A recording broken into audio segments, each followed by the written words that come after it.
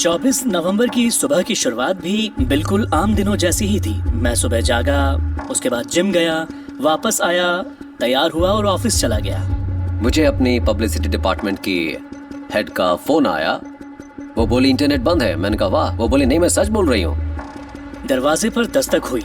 जब मैंने बाहर देखा तो वहाँ पर वो शख्स खड़ा था जो कंपनी का इंफॉर्मेशन टेक्नोलॉजी सुपरवाइजर था। वो काफी घबराया हुआ लग रहा था। वो बोला, शेरिटन प्लीज जरा यहाँ आकर देखिए ना। जब मैंने देखा तो उसकी कंप्यूटर स्क्रीन पर एक बहुत ही डरावनी सी तस्वीर थी। मैंने देखते ही उसे कहा कि ये जरूर किसी की शरारत होगी। जवाब मिला, ये सिर्फ मेरे कंप्यूटर पर नहीं है। मैंने सोनी के एक एग्जीक्यूटिव से बात की जो इस अटैक के बारे में आज रात नई डिटेल देंगे। ये हमला बहुत ही बड़ा हुआ है। तो मैं अपने ऑफिस गया जो कि तीसरी मंजिल के एक कोने पर बना है। वहां देखा कि लोग अपने अपने ऑफिस के बाहर खड़े हुए थे। उस समय हालात ऐसे थे कि कुछ समझ ही नहीं आ रहा था कि करें तो क्या करें। सबसे डरावनी बात यह थी कि स्क्रीन पर एक कंकाल नजर आ रहा था और ये चेतावनी दी जा रही थी कि अगर हमारे साथ सहयोग नहीं करोगे तो तुम्हें मिटा दिया जाएगा।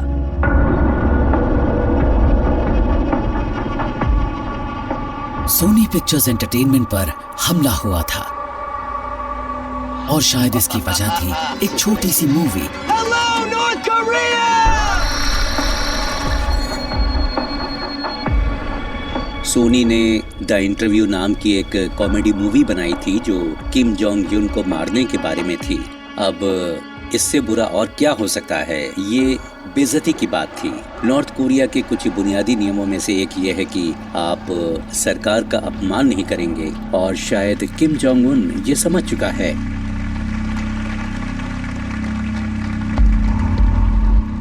जब इंटरव्यू को प्रमोट किया जा रहा था तो लोगों ने इसे काफी पसंद किया। मैंने भी एक थिएटर में इसका ट्रेलर देखा था जो मुझे काफी मजेदार लगा। मुझे याद है मैं सोच रहा था कि वाओ, ये लोग तो नॉर्थ कोरिया के शासक का नाम भी ले रहे हैं। इसके लिए काफी हिम्मत चाहिए। मुझे याद है इसके कुछ ही वक्त बाद ये साफ हो गया कि नॉर्थ कोरिया की सरकार इससे बहुत बुरी तरह चिढ़ गई। सोनी पिक्चर्स हॉलीवुड के ऑफिस सबसे ज्यादा प्रभावित हुए। जब तक ये खतरनाक वायरस फैला, कंपनी का 70% कंप्यूटर नेटवर्क बर्बाद हो चुका था। फिर डेटा डंपिंग की शुरुआत हुई। जिन ईमेल्स और संवेदनशील निजी जानकारियों को सिक्योर और प्राइवेट माना जाता था, उन्हें सार्वजनिक कर दिया गया।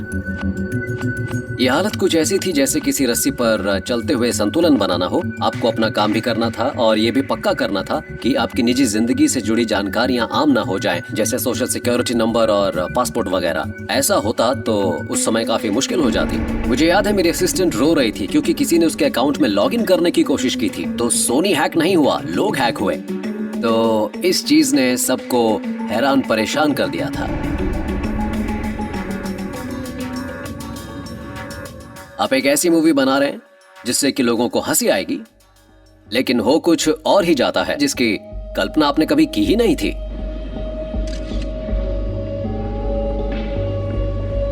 फिल्म की रिलीज ऐसे वक्त पर हुई जब किम जोंग उन का वक्त ठीक नहीं चल रहा था। 2014 में नॉर्थ कोरिया का ये युवा नेता अपने कदम जमा रहा था। किम जोंग उन के पिता की मृत्यु हुए सिर्फ 3 साल हुए थे और किम सबसे बड़े नेता के तौर पर खुद को स्थापित करना, सैन्य नेतृत्व की वफादारी पाना और प्योंगयांग के कुलीन वर्ग का सहयोग हासिल करना चाहता था।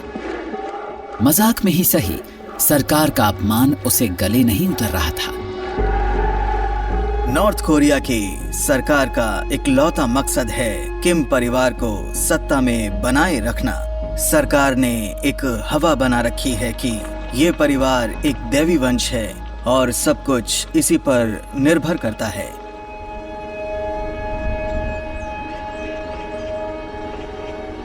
सबसे पहले तो मैं ये कहना चाहूंगा कि हैकिंग वाले 4 से 6 हफ्ते किसी बड़े और बहुत ही ज्यादा खतरनाक तूफान जैसे थे।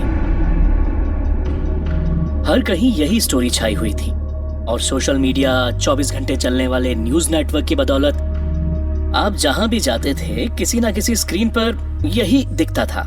यहां तक कि सोनी वाटर टावर पर भी सोनी की हैकिंग की खबरें चलती रहती थी। हमारी जितनी भी डील्स थी उन्हें रिलीज कर दिया गया। हमने अलग अलग नेटवर्क्स के साथ जो सौदे किए थे उन्हें सब जान गए। इतना ही नहीं, लोगों की तनख्वाहें दे दी गईं। सबको पता चल गया कि किसे क्या मिलता है। इससे दिक्कतें हो गई थी, तो हमारी परेशानी बढ़ने लगी।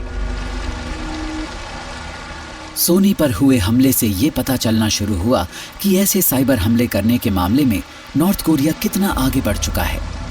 दुनिया को ये साफ संदेश गया कि ये देश जब चाहेगा, जिसे चाहेगा, आतंकित कर देगा। मैं रोजाना अपने फोन अलार्म के बजने से पहले ही जाग जाता था, और मेरे लिए जागने के बाद सबसे मुश्किल चीज ये होती थी कि न जाने आज किस तरह की ईमेल्स को रिलीज किया जाएगा और न जाने आज किस नई परेशानी का सामना करना होगा। आप अपने बेटे, वाइफ, बच्चों या साथियों को कभी कभार ईमेल्स भेज देते हैं जो दूसरों को शायद अच्छी ना लगे, तो उनके भी आम हो जाने का डर था। मुझे नहीं लगता कि सोनी की टीम के लोग दूसरे एग्जीक्यूटिव्स के मुकाबले ज्यादा अच्छे या फिर बुरे होंगे। मेरा मतलब है कि एंटरटेनमेंट इंडस्ट्री में ऊंचे पदों पर काम करने वाले सभी लोगों का हाल एक सा है। सोनी सबसे अलग नहीं है, बस ये बदकिस्मती से पकड़ा गया। ऐसा पहली बार नहीं हुआ था कि अमेरिका की नींद खुली थी और उसने ये जाना था कि नॉर्थ कोरिया इतने बड़े स्तर पर भी हमला कर सकता था। उसने तो 3 चीजें एक साथ इस्तेमाल की थी: साइबर ऑपरेशन, डराने धमकाने का अभियान और तबाही। और इससे लोग ये समझ गए होंगे कि नॉर्थ कोरिया काफी आगे बढ़ चुका है। अब वो उनके लिए सिर्फ एक मुसीबत नहीं है, बल्कि एक प्रतिद्वंदी बन चुका है। मुझे लगता है कि वो इसकी तैयारी कर रहे थे काफी टाइम से, क्योंकि उन्होंने फिशिंग अटैक्स अंजाम दिए ताकि वो अपनी पहुंच बना सकें सोनी नेटवर्क तक। लेकिन नॉर्थ कोरिया उससे भी कहीं ज्यादा पहुंचा हुआ था, इसीलिए वो भेज रहे थे स्पूफिंग ईमेल्स, और ये शायद जाने पहचाने लोगों से आ रही थी, और एक लिंक पर क्लिक करते ही उन्हें एक्सेस मिल जाती थी। यानी बस एक बार पहुंच बनानी होती थी। फिर नॉर्थ कोरिया ने एक खुली चिट्ठी के जरिए थिएटर्स को 9/11 जैसे आतंकी हमलों की धमकी दी। जाहिर है कि द इंटरव्यू नाम की फिल्म के साथ नॉर्थ कोरिया का ताल्लुक था, लेकिन उसका रिएक्शन कुछ ज्यादा ही लग रहा था। तो मुझे ये सोचकर हैरानी नहीं होती है कि इस देश में लोगों में हंसने की काबिलियत नहीं रह गई है, जो शायद पूरी तरह से खत्म हो चुकी है। जहाँ तक मुझे पता चला, ये यूएस कॉर्पोरेशन पर आज तक का सबसे बड़ा हमला था। मैंने एक सरकारी अधिकारी से बात की थी जिसने कहा था कि बेशक ये हमला पहला और सबसे बड़ा है, लेकिन आखिरी नहीं है। ये आतंकवादी हमला ही था। एंड यस, उन्होंने हम पर हमला किया, वो भी बिना किसी सैनिक की मदद के।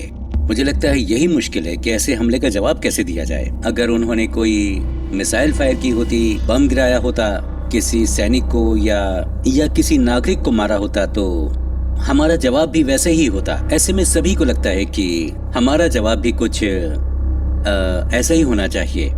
लेकिन साइबर हमले का जवाब कैसे दें, हम अब भी यही सोच रहे हैं। किम जोंग इल की मौत और किम जोंग उन द्वारा उनकी जगह लिया जाना, ये बाहरी दुनिया के प्रति नॉर्थ कोरिया के हमलावर तौर तरीकों को बखूबी दर्शा रहा था। दिसंबर 2011 में जर्नलिस्ट जीन एच ली को राजधानी प्योंगयांग में एसोसिएटेड प्रेस का पहला दफ्तर खोलने का काम सौंपा गया। अपने नए पद को संभालने के बाद उन्होंने किम जोंग इल की मौत के बारे में जाना। हम नॉर्थ कोरिया पहुंचे तो पूरा देश शोक मना रहा था, और मैं बदलाव के इस पूरे दौर के दौरान वहीं पर थी जब किम जोंग उन को अगले नेता के तौर पर निखारा जा रहा था। साथ ही इसी दौरान नॉर्थ कोरिया के लोगों को भी अपने नए नेतृत्व के हिसाब से ढाला जा रहा था। इस बदलते देश को देखना सचमुच बहुत ही दिलचस्प था। जो देश इतना ज्यादा गरीब हो, उसके लोगों को कैसे ये यकीन दिलाया जाए कि एक अनजान युवक जिसे कोई नहीं जानता, वो उस देश की कमान संभाल रहा है। अब सवाल यह है कि उन्होंने ये सब कैसे मुमकिन किया।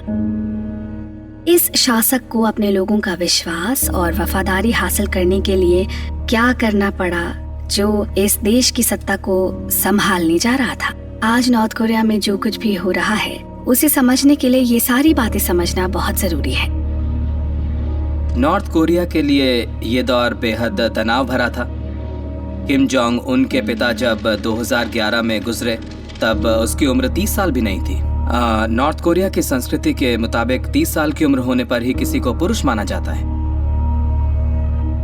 उसके पिता किम जोंग इल ने 1994 में किम इल सुंग के मरने के बाद से 30 साल शासन किया था, तो उन्हें काफी अनुभव था। उन्होंने बाकी देशों से रिश्ते बनाए थे, उनमें शासन चलाने की महारत थी। किम जोंग उन की परवरिश एक वारिस के तौर पर हुई थी। 2010 में वो सबसे पहले सामने आया और बस फिर उसे शासक बनाने का प्रोपेगेंडा शुरू हो गया। वो हमेशा लोगों के बीच अपने पिता के साथ रहते थे। इससे गद्दी पाने का उनका रास्ता साफ भी हो गया और लोगों को भी ये लगने लगा कि वो नौजवान हैं, मॉडर्न हैं, साइंस और टेक्नोलॉजी के पक्षधर हैं।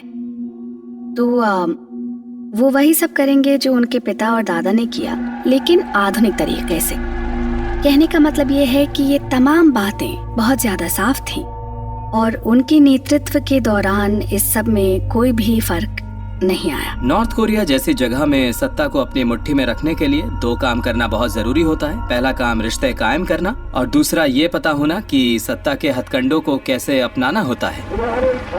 किम जोंग उन के दादा किम इल संग नॉर्थ कोरिया के पहले नेता थे।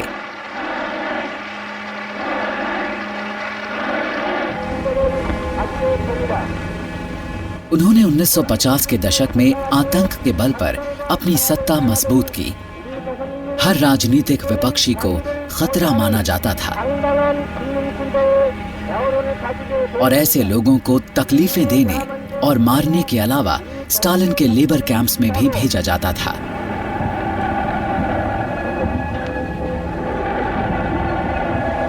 फिर ये एक पारिवारिक परंपरा ही बन गई।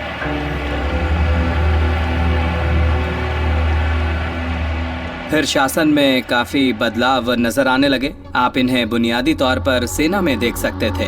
इसमें किम जोंग इल दौर की जो सेना थी उसमें परिवर्तन लाए गए। उसके बाद किम जोंग उन का दौर भी आ गया। इसमें अर्थव्यवस्था, पार्टी और लोगों पर ज्यादा ध्यान देना जरूरी हो गया। विशेषज्ञों के मुताबिक किम जोंग उन ने ऐसे 400 से भी ज्यादा बदलाव किए। नॉर्थ कोरिया में किसी पर यकीन करना काफी मुश्किल हो जाता है।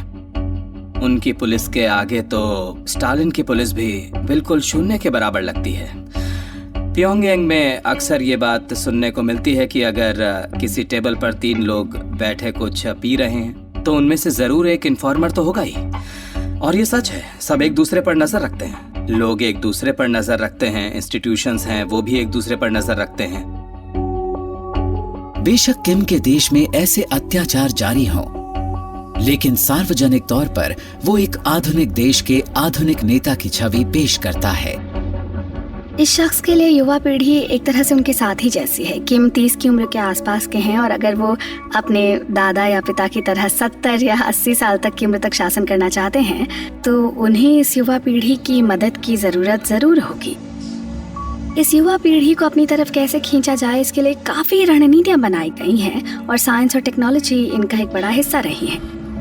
ये सरकार कंप्यूटर्स के जरिए भी अपनी युवा पीढ़ी को लुभा रही है। युवाओं को भी लगता है कि उन्हें अब कड़ी सर्दियों में खेतों में जाकर काम करने की जरूरत नहीं है। उन्हें ये बात समझ आ रही है कि वो एक कंप्यूटर लैब में बैठकर एक कंप्यूटर ऑपरेट करते हुए भी अपने देश की सेवा कर सकते हैं। और ये जो एक संदेश है, ये इस देश के टीवी ड्रामाज में और इस देश की डॉक्यूमेंट्रीज में आज भी साफ साफ नजर आता है कि ये सरकार ये जताने की कोशिश कर रही है कि एक कंप्यूटर साइंटिस्ट बनकर भी आप अपने देश की सेवा और उसकी हिफाजत कर सकते हैं। नॉर्थ कोरिया ने 2013 या 2014 के आसपास जो भी ज्यादातर साइबर ऑपरेशन चलाए वो बर्बाद करने वाले या फिर उथल पुथल पैदा करने वाले थे और सोनी अटैक उन्हीं में से एक है।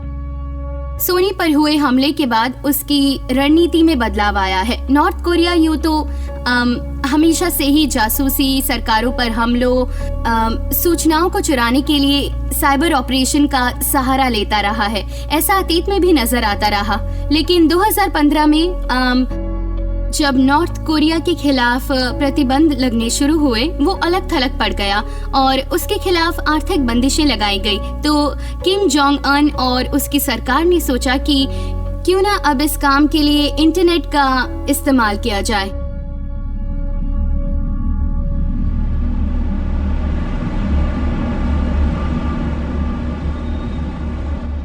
किम परिवार दशकों से जारी आर्थिक प्रतिबंधों का तोड़ निकालने के लिए गैर कानूनी गतिविधियों में लगा रहा है ताकि पैसे का इंतजाम किया जा सके। सरकार ने साइबर फील्ड को मुनाफे का सौदा बनाने के लिए क्रिमिनल कंप्यूटर साइंटिस्ट्स की एक पूरी फौज ही तैयार कर दी। नॉर्थ कोरिया के लोग रिसर्च में अपने संभावित टारगेट्स की थाह लेने के मामले में काफी माहिर हैं। वो ये जानने में कई महीने लगा देते हैं कि कंप्यूटर सिस्टम्स में कहाँ कमियां होती हैं, कहाँ उनका फायदा उठाया जाए।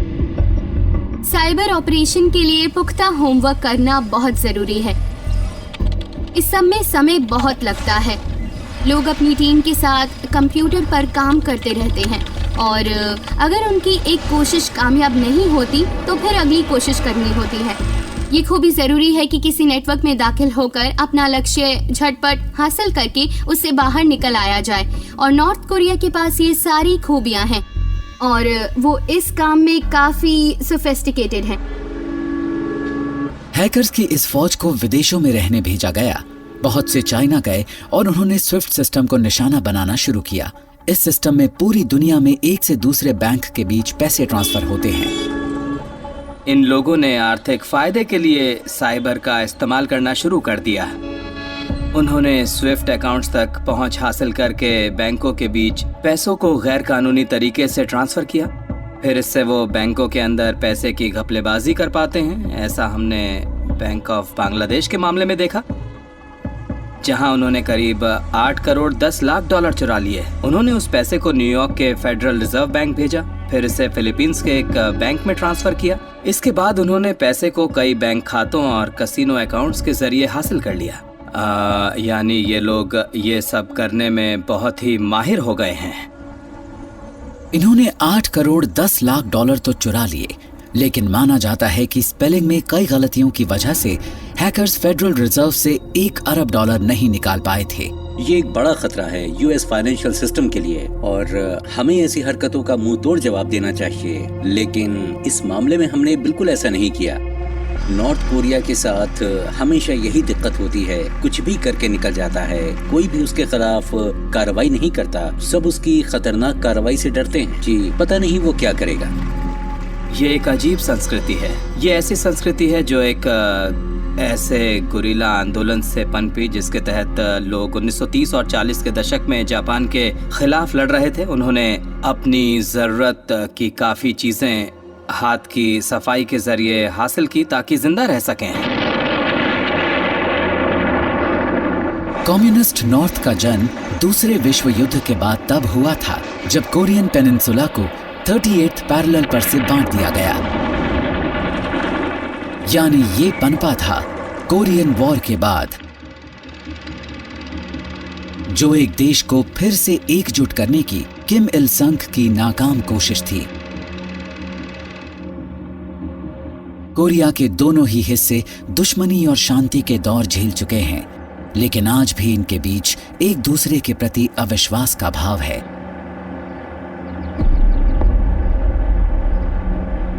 नॉर्थ कोरिया के पास लगभग 14,000 आर्टिलरी पीसेस हैं, तो साउथ कोरिया की राजधानी सोल तक पहुंच सकने का उसका खतरा लगातार बना रहता है। नॉर्थ कोरिया हमेशा ऐसे तरीके ढूंढता रहता है ताकि साउथ कोरिया के लोगों को जताया जा सके कि देखो हमें भूलना मत, क्योंकि नॉर्थ कोरिया के लोगों के लिए ये चिंता की एक बहुत बड़ी बात है। उन्हें लगता है कि सरहद के पार मौजूद उनके अमीर भाई उनसे कहीं ज्यादा आगे निकल चुके हैं। साथ ही वो ये भी समझते हैं कि उनका सबसे करीबी पड़ोसी साउथ कोरिया एक ऐसा देश है जो दुनिया के उन गिने चुने देशों में शामिल है जो टेक्नोलॉजी के हिसाब से बहुत उन्नत है और टेक्नोलॉजी उनका तुरुप का पत्ता है।